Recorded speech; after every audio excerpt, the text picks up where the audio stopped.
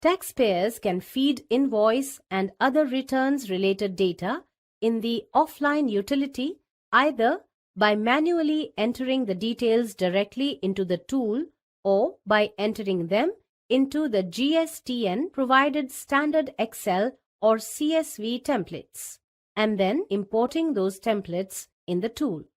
This video will walk you through the steps of populating invoice data in CSV templates, followed by importing line items in the offline utility and then uploading all of it to the GST portal. There are 9 CSV templates, one for each category of information to be submitted for GSTR1. The CSV templates are to be used only for submitting details for a particular section. Assuming that you have already downloaded the returns offline utility from the GST portal and have extracted the CSV templates as shown in the earlier video, please go ahead and open a CSV template. Note, if the sample data is present, you must delete it. Otherwise, this data will get included with your actual data when you import it in the offline utility.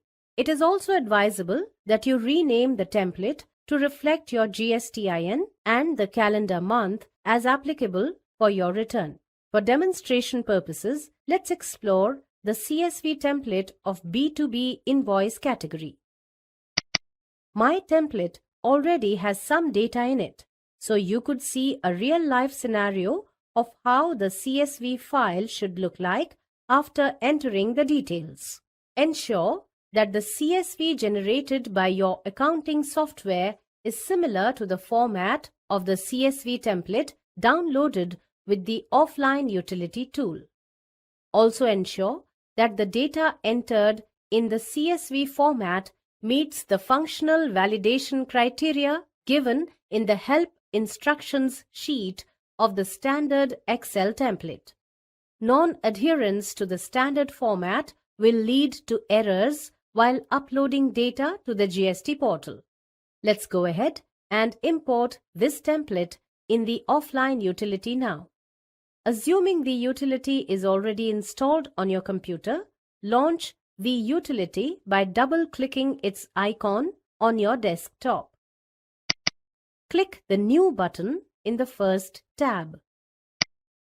This will take you to a screen for capturing some preliminary information before moving to the Upload section. From the GST statement or returns drop-down list, select GSTR1. Next, enter your GSTIN. Select the financial year and the tax period for which you want to upload invoices. In the next column, enter your previous financial year's aggregate turnover and then the aggregate turnover for the quarter ended June 2017.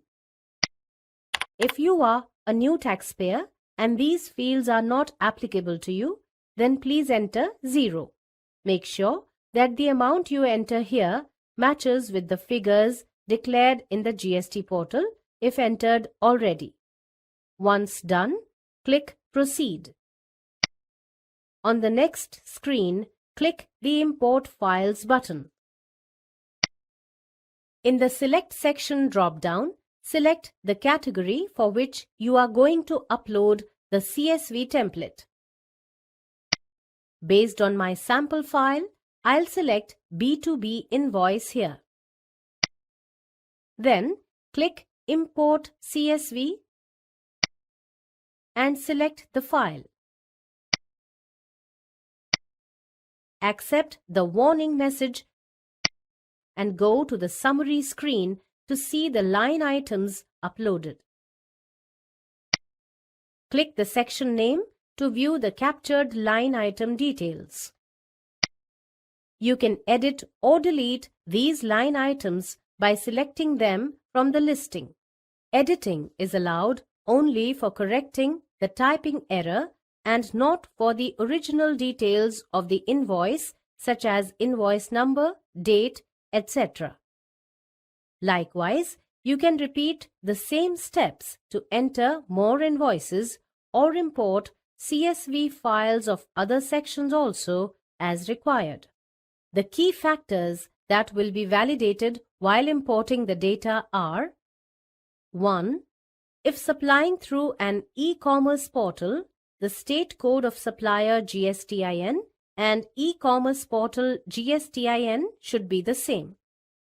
2. No two line items should be exactly the same to avoid duplication error. 3. Amount should only be up to 2 decimal places and negative values are not allowed. 4. Date format must be date, month, year. 5. The values such as GSTIN or UIN and invoice number should be entered for all line items, even if multiple lines are entered for a single invoice. 6. The GSTIN of the receiver should be entered in the standard format. Once the invoices are imported into the offline utility for this month, the next step is to upload this information to the GST portal through a JSON file, which is created from the offline utility. Click the Generate File button to generate the JSON file and save it on your computer. This file carries a default name with a combination of GSTIN of the taxpayer, return form number, and the month for which it is generated. Please feel free to rename the file if required and ensure that the file size doesn't exceed 5 MB. Around 19,000 line items make 5 MB file. If the file size exceeds 5 MB, then you'll need to upload lesser number of invoices at a time and repeat the upload cycle to cover all invoices.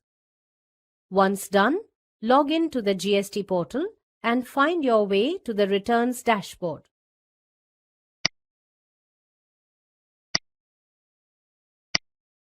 Select the financial year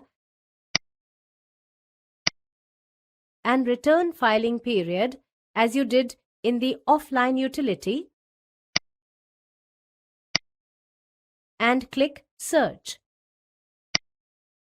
The pending returns of the selected tax period will get displayed. From the outward supplies made by the taxpayer GSTR1 tile, select the Prepare Offline option, then select the JSON file that you created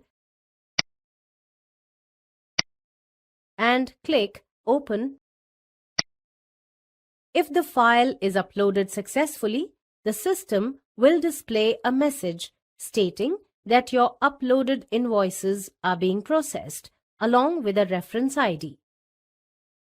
Depending on the number of line items uploaded, there will be a gap of few minutes from the time you upload the invoice data on the portal before it appears under the relevant section on the returns dashboard. This happens as the GST system performs certain validations such as ensuring correctness and validity of the GSTINs of receivers and e-commerce suppliers, finding duplicate entries of invoice numbers for all returns filed by you in past months of the financial year for which you are filing the return, checking for invoices which are dated prior to the date of registration of the taxpayer or after the GSTIN becomes inactive if applicable.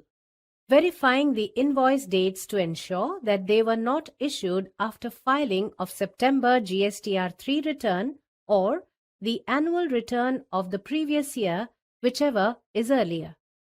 Checking the validity of port codes in case of exports. Matching of credit and debit notes against uploaded invoice details. Identifying the validity of HSN codes if declared. The status of uploaded details gets updated once the processing and validation completes. If all the entries were correct, you should be able to see the invoice details on applicable sections of GSTR1 dashboard.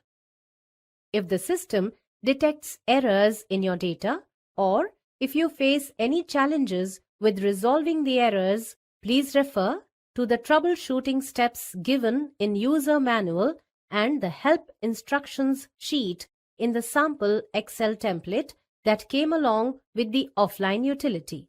Thank you.